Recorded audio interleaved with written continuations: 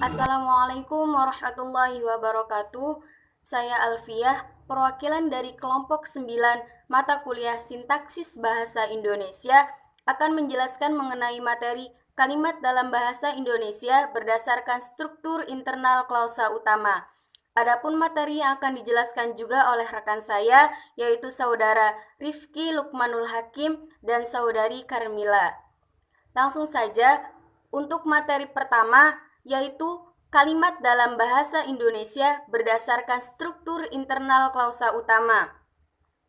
Menurut Profesor Dr. Henry Guntur Tarigan, dari segi pandangan struktur internal klausa utama, maka dapat dibedakan menjadi dua, yaitu kalimat lengkap dan kalimat tidak lengkap.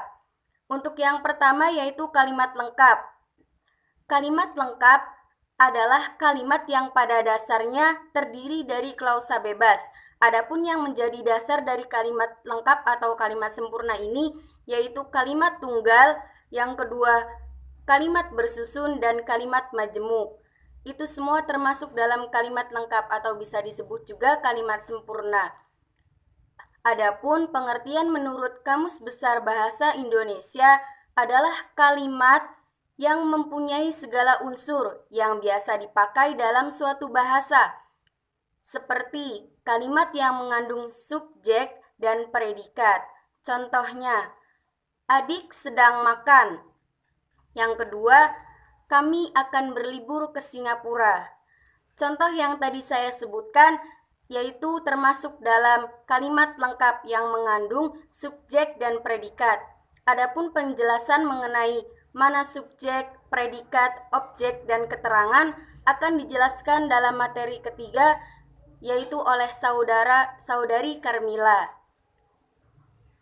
Untuk materi selanjutnya akan dijelaskan oleh saudara Rifki Lukmanul Hakim mengenai kalimat tidak lengkap atau bisa disebut juga kalimat tidak sempurna.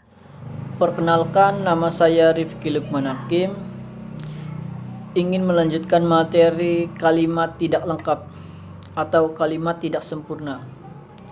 Kalimat tidak sempurna adalah kalimat yang dasarnya terdiri dari klausa terikat dan tidak mengandung struktur klausa.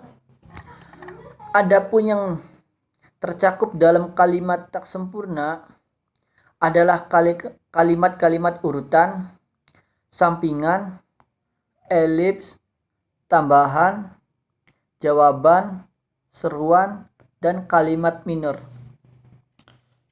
Contohnya selamat pagi. Dalam selamat pagi hanya ada keterangan dan tidak ada subjek.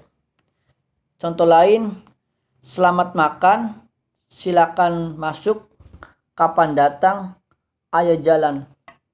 Kalimat dari contoh-contoh tersebut itu adalah kalimat tidak langsung. Maksudnya kalimat tidak sempurna. Terima kasih. Baik, saya Karmila. Di sini saya akan menganalisis beberapa contoh yang telah disebutkan oleh rekan-rekan saya sebelumnya. Langsung saja, kalimat pertama yaitu adik makan. Pada kalimat ini, adik merupakan unsur subjek, makan merupakan unsur predikat. Karena pada kalimat ini terdiri dari unsur subjek dan predikat, maka kalimat ini termasuk dalam kalimat lengkap atau kalimat sempurna. Selanjutnya contoh yang kedua, pada kalimat kami akan berlibur ke Singapura.